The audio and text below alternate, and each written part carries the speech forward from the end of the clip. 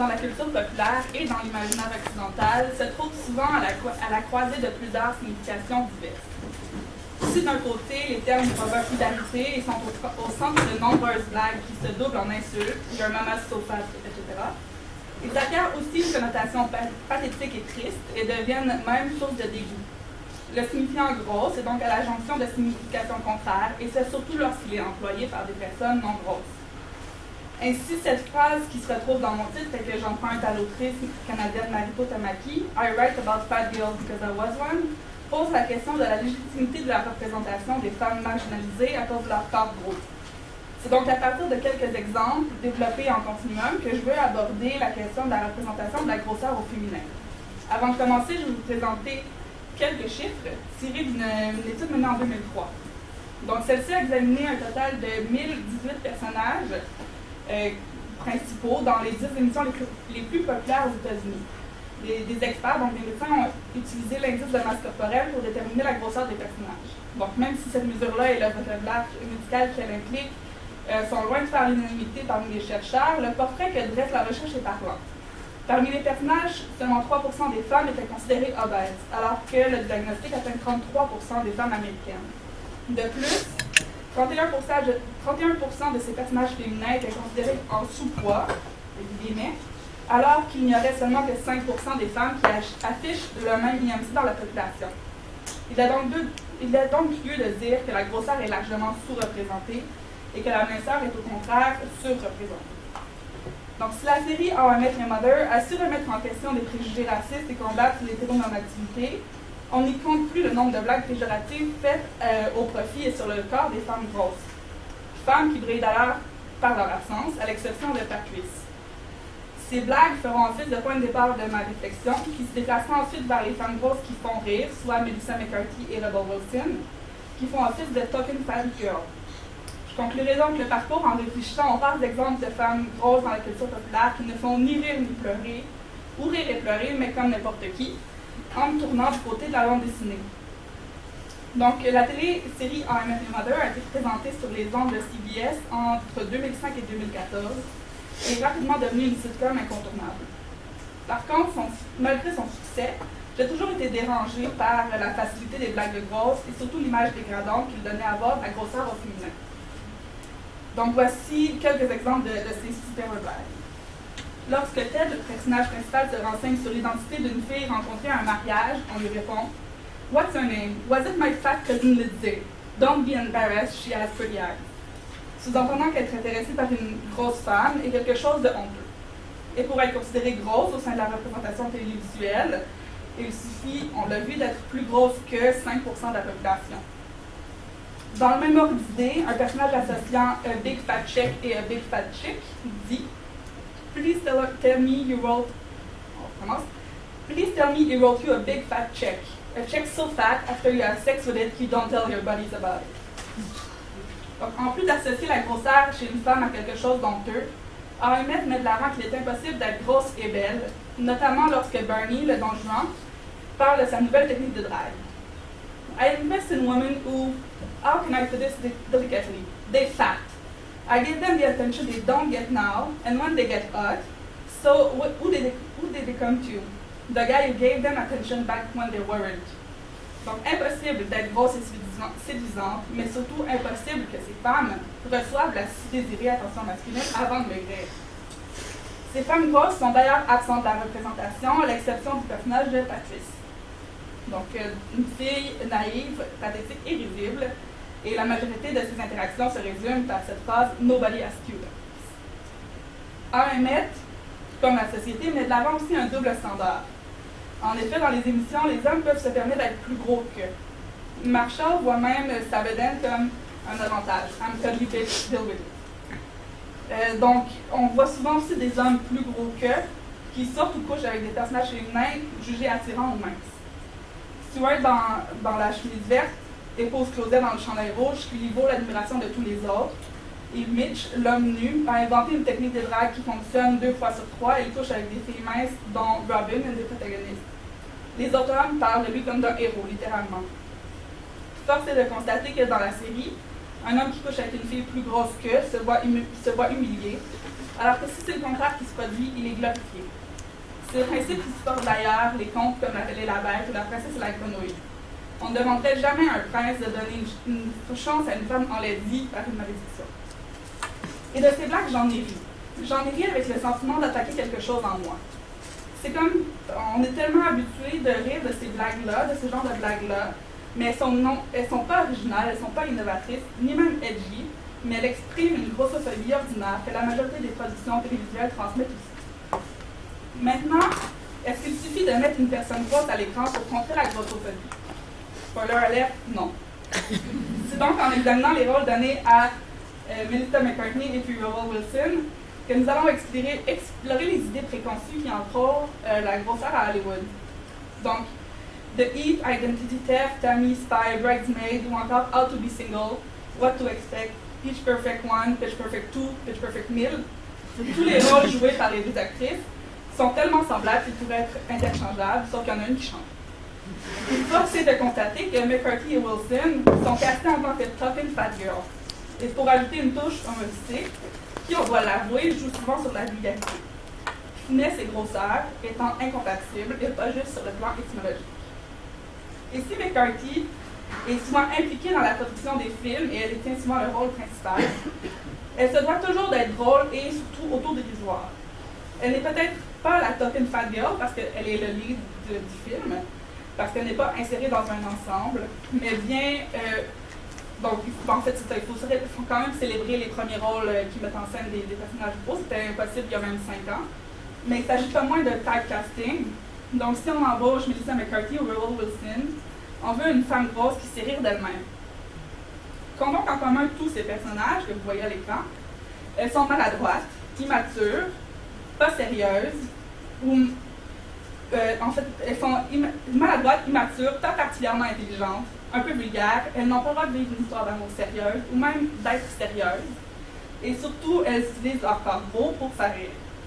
Elles exagèrent leur inaptitude à l'effort physique, trébuchent, tombent, entrecoupent leurs dialogues ou leurs chansons de respiration ardue, leur style comédique très physique fait de leur corps un réservoir à gags. Malgré mon amour inconditionnel pour les deux actrices, et malgré le fait qu'elles me font rire à chaque fois, leur rôle force de façon insidieuse l'association suivante. La grosseur, par son manque total d'élégance, fait rire. Mon corps gros fait rire. Mon corps gros m'empêche d'être prise au sérieux. That's a confidence builder. À quand un Hunger Game avec une grosse Katniss? Ou un film de super-héroïne avec une femme musclée au lieu d'être mince? À quand un rôle d'action donné à une personne ronde ne tournera pas immédiatement en comédie physique? Avec Ghostbusters, on voit un peu ce que ça peut donner. Une actrice qui n'est pas typecastée pour la forme de son corps. Son rôle met à profit son talent pour la comédie physique, lors de la scène de la possession notamment, sans que le public soit invité spécifiquement à rire de sa grosseur. L'univers du comic book souffre en apparence du moins du même problème de normativité que les corps du cinéma hollywoodien. Le corps héroïque est construit sur un modèle binaire. Un corps typique pour les héros et un corps typique pour les héroïnes. Alors que les hommes sont des musclenettes en puissance, cheveux en plus, les héroïnes sont minces et élancées. La différence est d'autant plus frappante que la majorité des héroïnes sont créées à partir de leur pendant masculin. C'est le même phénomène pour les costumes d'Halloween. Du côté des hommes, vous avez un costume de médecin ou de policier. Chez les femmes, le mot costume est un peu généreux, mais vous pouvez trouver un morceau de tissu disponible en taille 6 à 8 mois, uniquement, et qui vous transforme en infirmière ou en policière sexy. Et face auquel je me pose la même question que ce personnage de Bitch Planet. Where am I supposed to put my other kid? Ce que je veux dire, donc, c'est que même à l'ère du body positivism et du fat acceptance, les comic books et les héroïnes manquent cruellement de diversité corporelle, que ce soit sur papier ou dans les représentations physiques. Donc même She-Hulk, la verte au centre, doit être sexy. Et elle a la même forme de corps d'ailleurs que les autres, elle est seulement plus grande.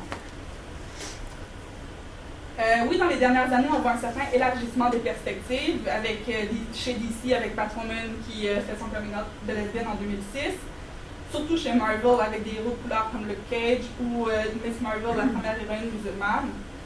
mais au niveau des corps et du dessin, on reste dans le même cadre.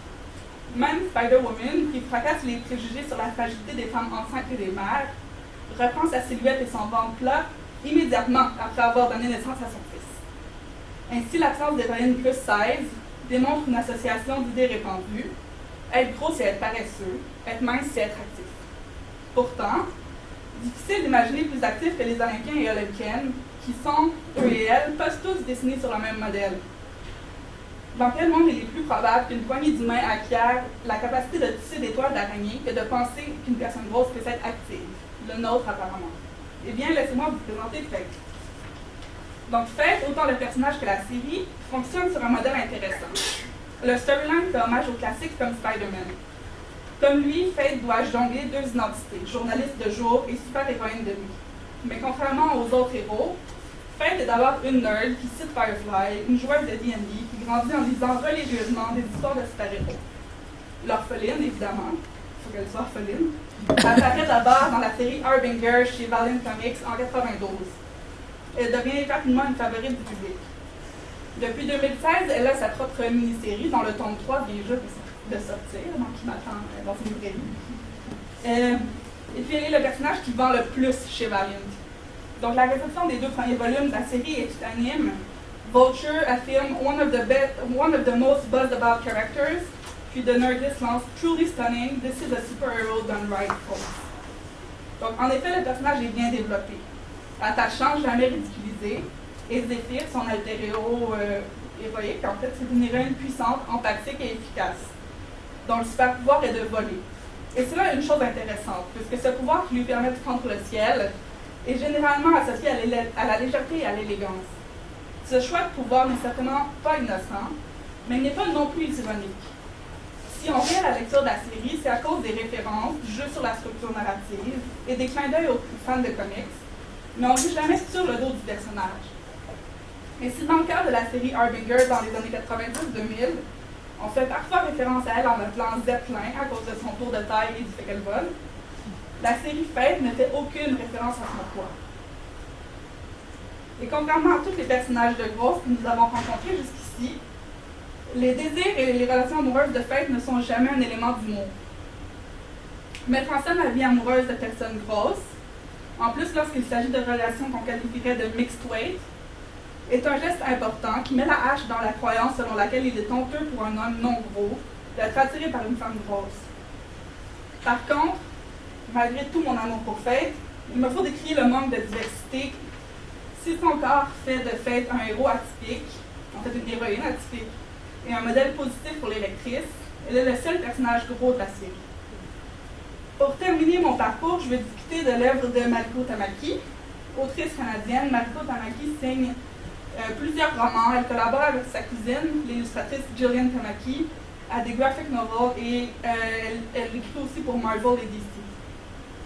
Donc, ce qui rend Mariko Tamaki encore plus intéressante, c'est qu'elle tient un discours sur sa pratique d'écriture à travers un blog, et puis je la cite ici. I wrote about fat girls because I was a fat girl. I was the girl who dreaded the inevitable too-tight saga whenever I went to buy clothes, or even, shudder, try on my clothes from last year. It was a problem that haunted my everyday, not fitting. Literally, it was not a problem that I share with the protagonists of the books I read. C'est parce qu'elle a souffert de cet écart dans la représentation des personnages gros que Mariko Tamaki choisit d'en mettre en scène. Pas un personnage gros, mais des, au pluriel. La seule façon de briser les stéréotypes et de s'éloigner d'un rôle unique pour les personnes grosses, c'est la diversité, la multiplicité. Et c'est en ce sens que Tamaki, par son œuvre, contribue à l'acceptation des personnes grosses. Donc je la cite. Pour elle, écrire, donc c'est de ça qu'elle parle, it's also a kind of activism.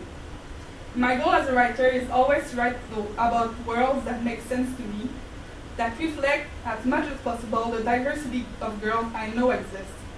I wrote about fat girls that are fat girls. I wrote about fat girls who have different feelings about being fat, girls who hate it, and girls like Wendy and One Summer who kind of don't really care. Because being fat is not just about losing weight, but sometimes being fat sucks. Donc Wendy est une des protagonistes du roman graphique That One Summer que vous voyez à l'écran. C'est une fillette qui boit de la liqueur, qui mange des chips, puis comme le dit Tamaki, elle se fout complètement d'être plus grosse que ses amis. Et si That One Summer est un ouvrage important, c'est aussi parce qu'il met en scène deux jeunes filles qui apprennent à briser l'interdit et les tabous qui entourent le corps. Donc les deux cases que vous voyez se trouvent au début et à la toute fin du récit. Alors que les filles discutent du développement de leur corps et spéculent sur la taille des seins qu'elles auront, donc look at my sexy tatas, big boob, China boob, tout ça. En fait, elles font ça sur une plage publique et puis il y a une femme qui passe et puis qui dit This is a public beach, girls. Sous-entendant que c'est complètement inapproprié de parler du corps féminin et puis de son développement. Puis, donc, à la fin du récit, alors qu'elles se font leurs adieux dans le camp d'été, les deux filles se remettent à parler de leur sein. Et puis, une des deux dit à l'autre en blague You know this is a public beach. Mais là, c'est rendu tourné à la dérision. Puis, on brise le tabou, justement, puis on brise l'interdit, et puis on en parle du corps en public. Donc, l'indifférence qu'affiche Wendy face à son corps, c'est une chose importante à montrer, mais correspond pas avec la réalité de toutes les filles grosses, parce que comme l'avance Mariko Tamaki, sometimes being fat sucks. Donc Skim, l'autre BD qu'elle signe avec sa cousine, met en scène une protagoniste qui trouve ça moins drôle d'être grosse. Elle est victime de moquerie. Donc Kim Keiko, c'est une jeune fille gothique qu'on surnomme Skim, comme sans gras, comme lait écrémé. Parce que justement, elle ne l'est pas. Là. Donc, c'est ce que sa professeur lui demande pourquoi il t'appelle Skim, puis elle répond juste because I'm not. Donc, Tamaki avance que la vision nord-américaine de l'école secondaire dans les médias est très positive, dans les représentations fictionnelles en fait, est très positive, alors que pour elle, l'adolescence, c'était d'être marginalisée, puis de rester à la maison en boxeur à manger des chips. C'est pour cette raison que Skim démontre une vision moins rose de l'adolescence. La jeune protagoniste étant victime d'exclusion, de moquerie, à cause de ses origines asiatiques, mais aussi à cause de son poids. Cette impression d'être différente, de ne pas cadrer avec les autres, to not fit, est bien démontrée à travers un souvenir de Kim, celui de la fête costumée d'une de ses camarades. Invitée à contre-cœur, parce que sa mère l'a forcée, Kim ne peut que se sentir ostracisée en tant que seul lion dans cette mare de ballerine. Donc c'est un party costumé, tout le monde est en ballerine ou en figure skater, en patinage artistique, et puis elle arrive en le lion de Wizard of Oz. Donc, et puis, évidemment, elle finit par se faire mettre dehors dès que la mère tourne le dos. Donc ce besoin d'inclusion l'amène à adopter des comportements nocifs, dont un trouble alimentaire, dont il n'est rien dit, mais qui est explicité à travers ces images. Donc, son amie quitte la salle de bain, elle fait seulement tourner le robinet pour faire du bruit, puis elle s'enferme dans le cabinet. Donc, ce livre audacieux traite de dépression, de suicide, d'exclusion, de premiers amours, d'orientation sexuelle, même de relations de relations amoureuses entre prophétisants et de Wicca. Donc, il est très génial. Puis, en fait, c'est ça. Donc, cette communication-là que je viens de vous montrer, elle touche à quelque chose de très personnel en moi. J'adore les séries télé, les comic books, les films hollywoodiens, tout le kit, mais j'ai de plus en plus de difficultés à les apprécier. Je pense que c'est facile de minimiser l'impact de la représentation, surtout du manque de représentation. On répond souvent c'est juste un film, c'est juste la télé. Mais comme le formule Tamaki, donc elle se pose la question, is it possible to be the protagonist in your own story if you can see yourself in the culture you observe on a daily basis? It is possible to conceive yourself if you don't see yourself in pop culture, but it's frustrating. Donc oui, on commence à voir apparaître plus de diversité, et c'est super. Mais en tant que femme, je me sens de plus en plus fragilisée par les représentations mainstream. En tant que personne queer, encore plus. Puis en tant que femme grosse, je me sens souvent attaquée par toutes ces blagues-là qui se font sur mon dos. En plus, le message que je reçois, c'est que les femmes comme moi, on les montre à la télé pour les humilier, sinon on les cache le plus loin possible des regards. Et c'est pour ça que des personnages comme Faith, ou des autrices comme Mariko Tamaki, sont si importantes. Pour finir sur une bonne note, je vous partage certaines lectures où on met en scène des personnages diversifiés à cause de leur corps et de leur sexualité. Donc, bien qu'il y ait encore beaucoup de travail à faire, notamment au niveau du centrisme et du capacitisme, ce sont tout de même des lectures qui font du bien quand ça fait 1 heure qu'on cherche un film sur Netflix qui passe avec le test, ou Mission Impossible, un film de lesbienne sans cliché. Donc, premier sur la liste, Lumberjane, raconte l'histoire d'un camp scout, non pas pour filles, mais pour hardcore lady types, et qui naît d'une volonté de produire des modèles alternatifs pour les filles et les femmes. Donc, l'illustration ont d'ailleurs évolué en ce sens, comme le démontre le premier croquis qui est à droite. Et puis, donc là où tous les personnages ont à peu près le même type de corps, plus gros, plus petit, mais donc, dans la version finale, ça va changer. Et puis, voici les créatrices, en compagnie de nul autre que Mariko Tamaki, qui va signer en octobre prochain, en fait, le premier roman, l'Hunger Games. Donc là, c'est en plus une collaboration à revoir, là. Il faut suivre ça avec grand intérêt, en tout cas, moi, je vais le faire. Sinon, il y a Nimona, de Noel Stevenson, qui signe aussi le Hunger Games, donc qui est un super roman graphique qui va déjouer bien des règles. Crack Queen, c'est une série qui est née d'un webcomic à la base, qu'on décrit comme une rencontre entre Lord of the Rings et Sex and the City, dans le meilleur des sens, comme on dit. Et puis finalement, Beach Planet, donc je vais continuer l'agenda de Jean-Michel, qui a aussi contribué, de Kelly Sue DeConnick, qui a aussi contribué à la série Marvel, Captain Marvel, et qui parle justement de femmes ingouvernables. Et puis, une petite création québécoise pour terminer, Hiver nucléaire, qui ne parle pas nécessairement de diversité, mais où le dessin montre un peu de l'attitude aussi, donc qui se passe dans un Montréal alternatif où l'hiver est permanent, comme le nôtre. Puis pour finir, je vous partage un petit souhait personnel, si on peut tous comme prier ou peu importe pour que ça arrive. Un film de Fate starring Wilson.